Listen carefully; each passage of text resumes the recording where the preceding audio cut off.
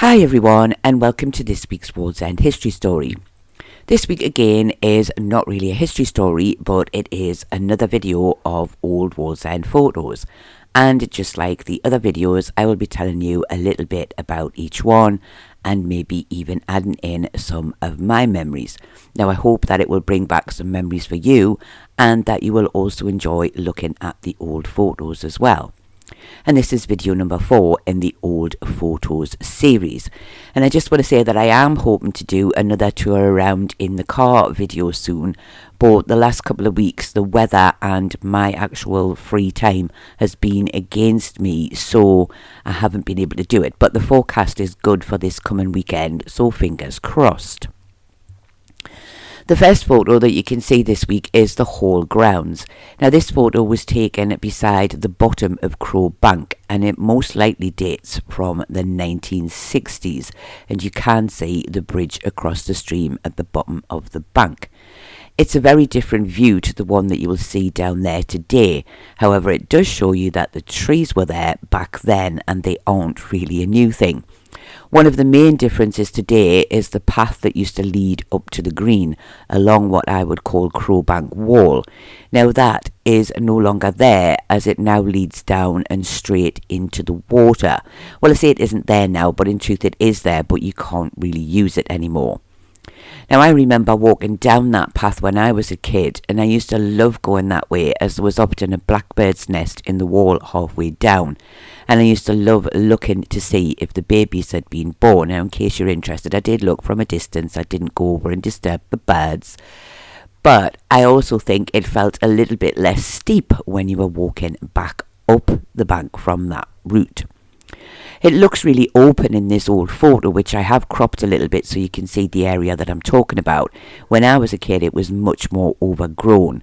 And these days, as it's no longer really used, it's just left to nature. And you can hardly tell anymore where the path used to be. Can any of you watching this actually remember walking down that same path to the hall grounds from the green? This next photo is a really old one of Denby Avenue in Howden.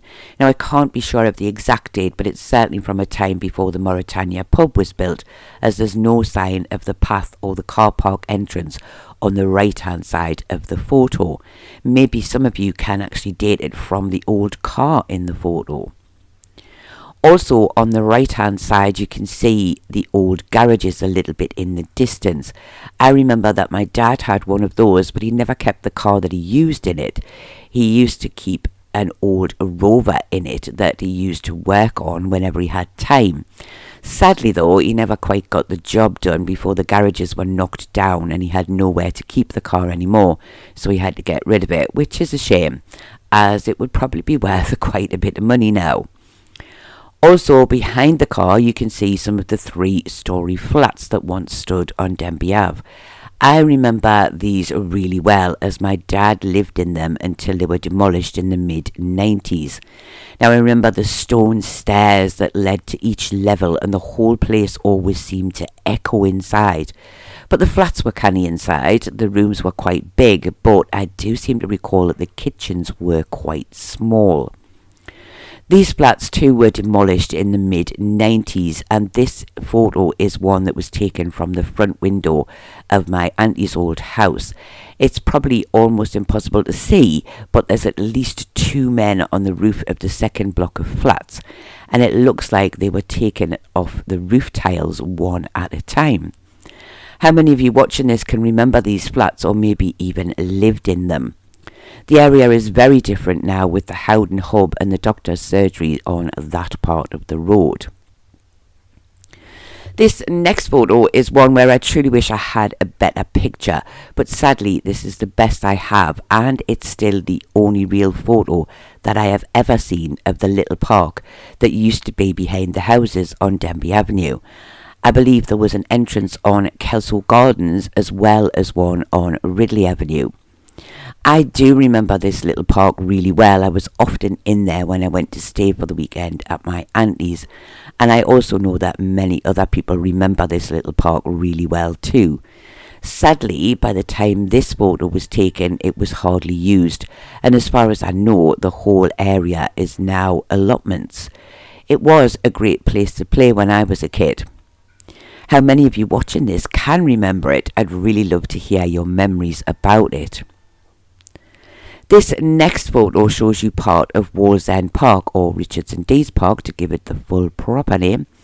This shows you the area that used to be the putting green, and I loved this when I was a kid, and on a summer's night I used to go there with my dad, though I don't think I ever won a game against him, but it was always fun to play.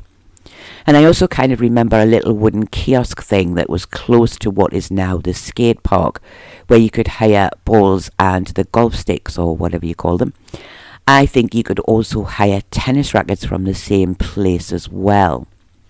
Today, this is part of the huge kids' play area, and the tree that you could see closest to the photographer in the old photo became tree art, and this photo of it was taken by me not long after it was created. The kids' play area is great, but I do still kind of miss that old putting green. Can anyone watching this also remember the putting green? The next photo you can see is back in the hall grounds. In this photo you can see the bridge over the stream that has been there for what feels like a million years, which kind of makes me wonder if it was there when the hall grounds used to be part of the private garden for Wallsend Hall. Also in the background you can see the huge poplar trees.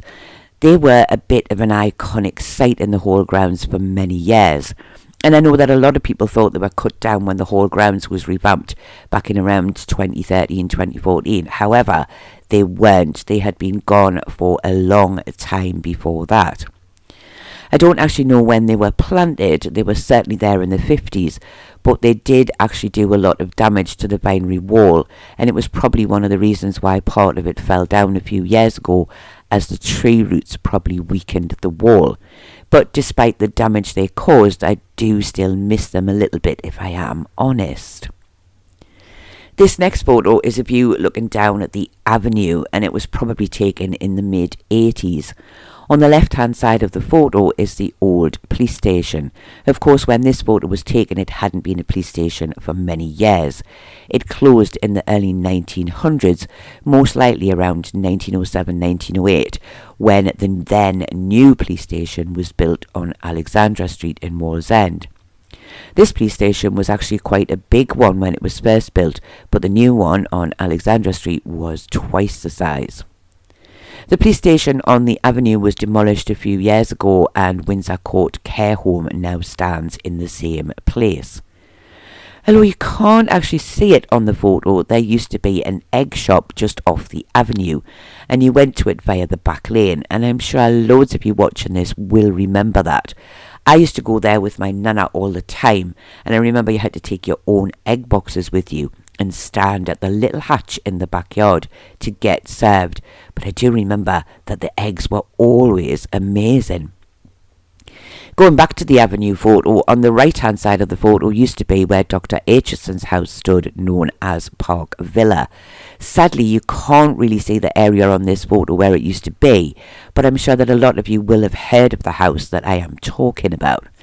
The house itself was quite large, but they also had a huge garden area around it too, and it must have been like having a country house in the town. Long after Dr. Acheson and his family had left, the house was demolished, and in 1956 Park Court was built on the same spot. This next photo shows you the iconic Seven Arches Bridge over Willington Gut, or the Willington Dean Viaduct as it was known when it was first built. Well, to be fair, that still is its actual name, and on this photo you can almost see all of the seven arches, which gives the bridge its more commonly known name. It's hard to believe that above those stone pillars it was once made of wood. The railway bridge at Byker looks very similar, and I have to admit that I have seen people confuse them now and then when looking at some of the really old photos. In front of the bridge you can see the bogie chain, which was originally the railway inn. The bogie chain was demolished a few years ago now, and new houses were built on the same spot. And I'm sure that I have said this before, but I do wonder how much noise those houses get when the metro goes over the bridge, as I can hear it quite loudly at my house on a windy day. I can actually hear it a little bit when it's not windy, but it's much louder when the wind blows the sound up from the gut. This next photo shows the Anson pub on the corner of Station Road and the High Street, and this photo is from the time when the pub was first built, so would be around 1967. It was built to replace the Station Hotel, which was demolished when the Forum was built.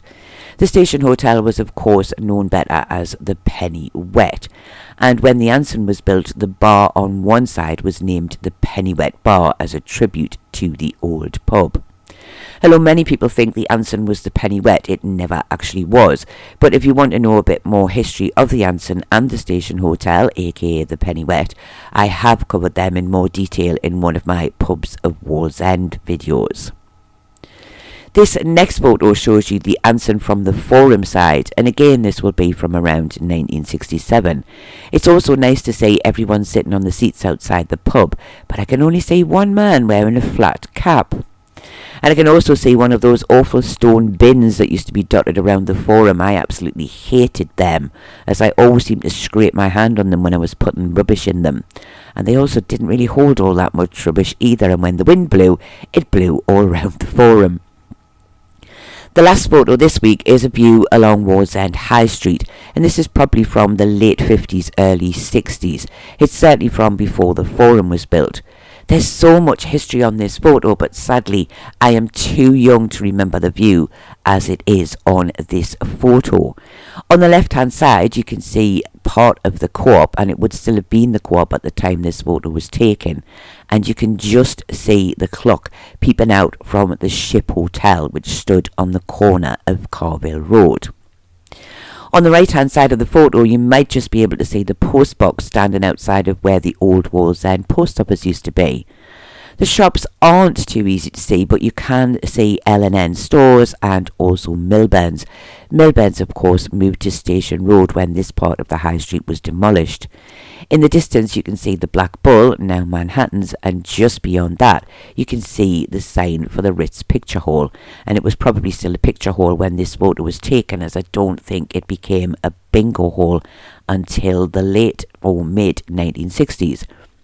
The area looks very different today, as most of this area is now part of the Forum shopping centre, and the majority of the close to the photographer shops on this photo have long since been demolished. How many of you can remember when the high street did look like this though? I do hope that you have found this fourth little video of old Wallsend photos interesting. I would love to hear some of your memories of some of the things we have looked at this week. It's been quite a mixed selection this week as well, with the park, the hall grounds, the high street and a few other areas too, and it has actually been slightly longer than I thought it was going to be. I often can't tell how long a video is going to be until I actually record it. Anyway, I do thank you all very much for watching, and I do hope to see you all again next week.